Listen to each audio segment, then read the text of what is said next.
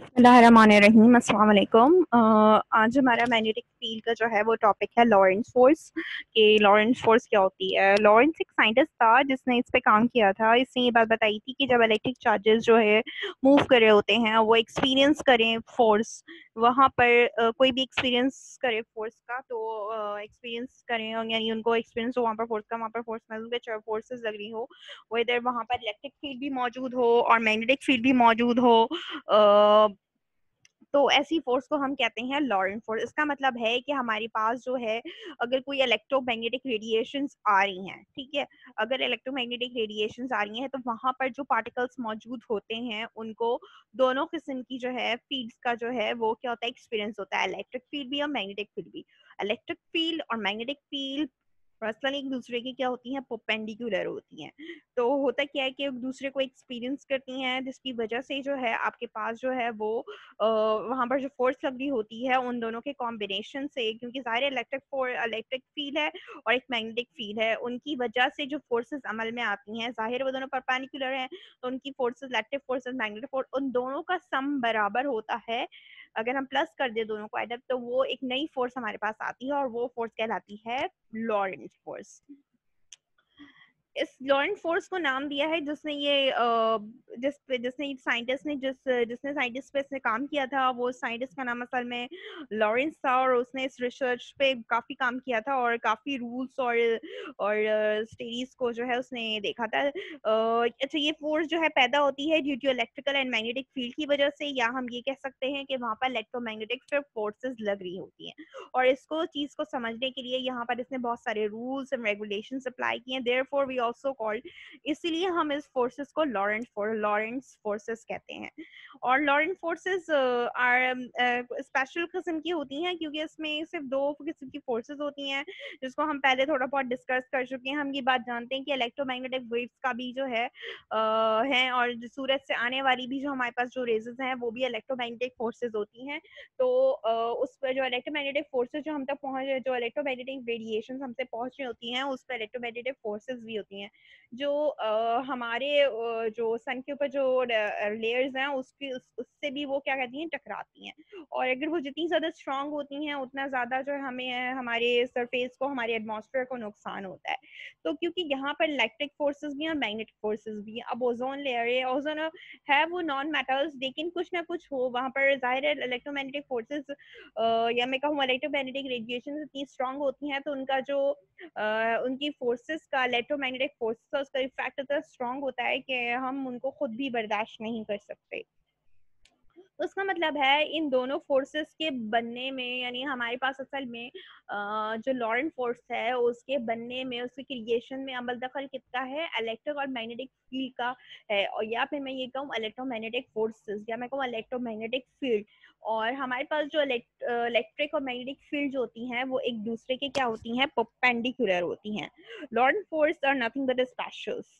अच्छा, अगर आपके पास लॉरेंट फोर्स जो है हम यूज कर रहे होते हैं, कोई भी चार्ज पार्टिकल हो कहीं भी मौजूद हो, अगर उस पर ये फोर्सेस लग रही होंगी तो वहां पर मैग्नेटाइजेशन भी हो सकती है। अच्छा, लॉरेंट फोर्स किसी भी चार्ज पार्टिकल पे, कहीं इलेक्ट्रिकली चार्ज पार्टिकल पे क्यों लग रही होती है, क्योंकि वहां पर इलेक्ट्रोमैग्नेटिक फील्ड डेवलप हो जाती है। अब थोड़ा सा हम देखते हैं कि इलेक्ट्रिक फील्ड, वैसे तो हमने प्रीवियस लेक्चर्स में हमने ये पढ़ा था कि इलेक्ट्रिक फील्ड क्या होती है। इलेक्ट्रिक फील्ड हमारे पास बराबर होती है, या मैं कहूँ इलेक्ट्रिक फोर्स क्या बराबर होती है, इलेक्ट्रिक फोर्स को हम डिनोट करेंगे एफ ई से। ई सिंबल शो करा होगा इलेक्ट्रिक को। तो वो होती है आपके पास जो इलेक्ट्रिक फोर्स होती है वो, it is an electric field and F is in the direction of E, यानी हमारे पास जिस डायरेक्शन में आपके पास जो है इलेक्ट्रिक फील्ड होती है उसी डायरेक्शन में आपके पास इलेक्ट्रिक फोर्स होती है, यानी ये दोनों पैरेलल होते हैं। और इलेक्ट्रिक फोर्स जो है असल में उसका फॉर्मूला है, वेक्टर फॉर्म है, तो यहाँ पर फॉर्मूला आता है, हम चार्ज को मल्टीप्लाई कर देते हैं इलेक्ट्रिक फील्ड से। फॉर एग्जाम्पल कोई चार्ज रखा हुआ है, ठीक है, कोई चार्ज रखा है, तो उसकी वो चार्ज क्या करेगा, अपनी सराउंडिंग्स में मौजूद जो दूसरे चार्जेस होंगे वो उनके साथ क्या कर लेगा, वो उनके साथ तो उसको अट्रैक्शन या रिपल्जन महसूस होगी, जिसकी वजह से वहां पर इलेक्ट्रिक फील्ड डेवलप्ड हो जाएगी। और जो इलेक्ट्रिक फील्ड वो डेवलप्ड होगी, अच्छा, अब वो चार्ज जो है वो रेस्ट की हालत में, तो वहां पर जो फील्ड डेवलप्ड होगी वो इलेक्ट्रिक फील्ड डेवलप्ड होगी, और उसकी जो फोर्स होगी वो भी क्या होगी, इलेक्ट्रोस्टैटिक फोर्स होगी। क्योंकि चार्ज जब रेस्ट की हालत में होता है तो वहां पर सिर्फ और सिर्फ इलेक्ट्रिक फील्ड डेवलप्ड होती है, सिर्फ इलेक्ट्रिक फील्ड डेवलप। और अगर वो चार्ज मूव कर रहा हो तो वहां पर इलेक्ट्रिक फील्ड भी डेवलप्ड हो सकती है, वहां पर मैग्नेटिक फील्ड भी डेवलप्ड हो सकती है। यानी कहने का मतलब है अगर कोई चार्ज क्यू है और वो इस इतनी वेलोसिटी से मूव कर रहा है तो उस पे जो है दूसरा पार्टिकल आके अटैक करता है, या फिर उसको सराउंडिंग से कोई, अगर मैंने फॉर एग्जांपल मैंने एक मेटल रखा और एक मैं मैग्नेट लेकर आ गई और मैंने उस मैग्नेट को उसके करीब किया, तो उसमें मेटल में मौजूद जो चार्ज पार्टिकल्स है ना, उनको वो वैसे ही अंदर मूव कर रहे होते हैं। अब जाहिर है उनको मैग्नेट से भी मूवमेंट और मिलेगी, तो वो क्या करेंगे, डिफ्लेक्ट करेंगे। डिफ्लेक्ट करने की वजह से वो फोर्स महसूस करेंगे। जो वो फोर्स महसूस करेंगे तो अगर वो लाइक होंगे, लाइक पोल्स एक साइड पर होंगे तो वो रिपेल कर देंगे, और अगर लाइक नहीं होंगे, अनलाइक होंगे, तो वो जो है फिर वो जो है महसूस वो क्या करेंगे, अट्रैक्ट कर देंगे, अगर ऑपोजिट जो है अनलाइक जो है पोल्स होंगे। तो इस वजह से वहां पर आके पास मैग्नेटिक फोर्स डेवलप्ड हो जाएगी।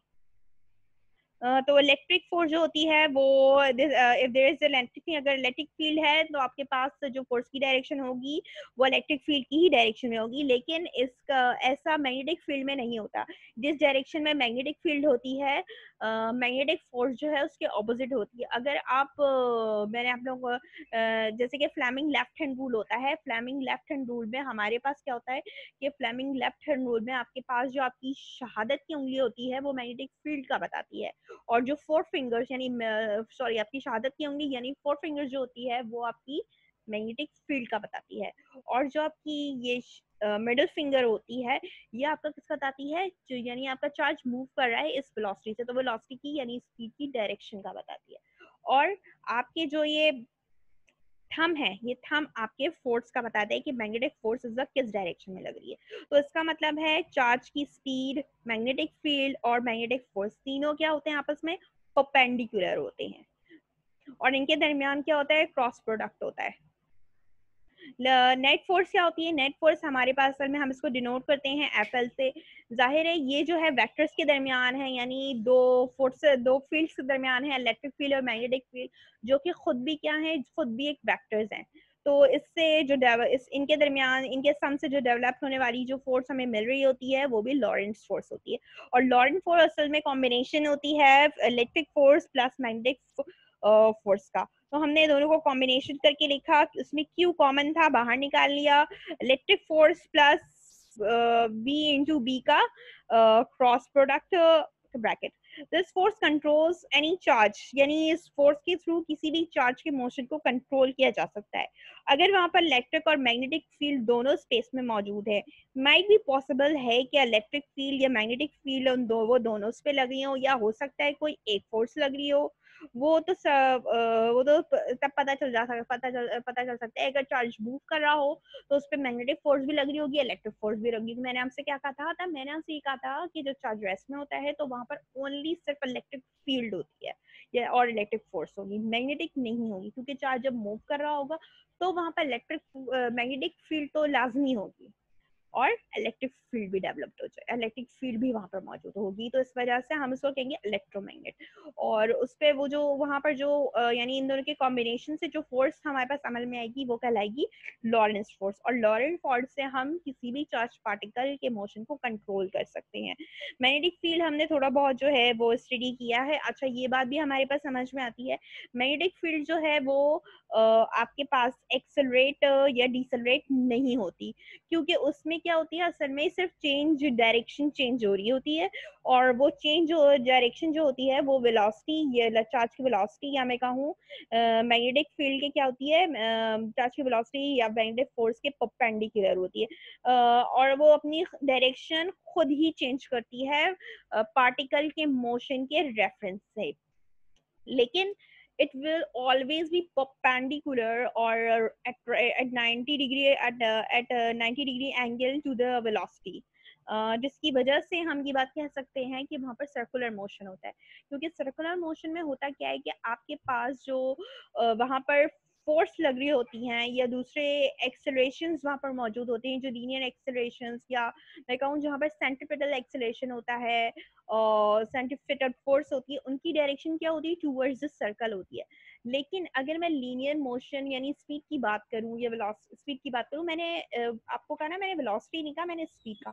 तो स्पीड की बात क्या है, स्पीड की हमें जो है वहाँ पर सिर्फ डायरेक्शन चेंज होने का मिलेगा, उसकी मैग्नीट्यूड चेंज नहीं हो रहा होगा। सर्कुलर मोशन में हमारे पास स्पीड का जो है, वेलोसिटी का जो है मैग्नीट्यूड चेंज नहीं होता, उसका सिर्फ क्या चेंज होता है, उसका सिर्फ हमारे पास डायरेक्शन चेंज होती है। इसलिए हम ये बात करते हैं कि मैग्नेटिक फील्ड एक्सेलरेट या डिसेलरेट नहीं हो सकती, जबकि इलेक्ट्रिक फील्ड बिल्कुल इसके उलट है, वो एक्सेलरेट भी होती है। क्योंकि आपके पास जब वो एक्सेलरेट हो, एवरीथिंग कैरीज, क्योंकि हर चीज़ की अपनी जहाँ पर मौजूद जो है चार्जेस हैं, उनकी अपनी एक डायरेक्शन होगी इलेक्ट्रिक फील्ड की, और जो जिस डायरेक्शन में इलेक्ट्रिक फील्ड होगी उसी डायरेक्शन में आपके पास उसके इलेक्ट्रिक फोर्स की डायरेक्शन होगी। तो ये हमारे पास असल में क्या है, लॉरेंट फोर्स है। मैं ये टॉपिक यहीं शुरू खत्म करती हूँ, इसके बाद मैं नेक्स्ट टॉपिक स्टार्ट करूंगी इंशाल्लाह, फिर मिलते हैं।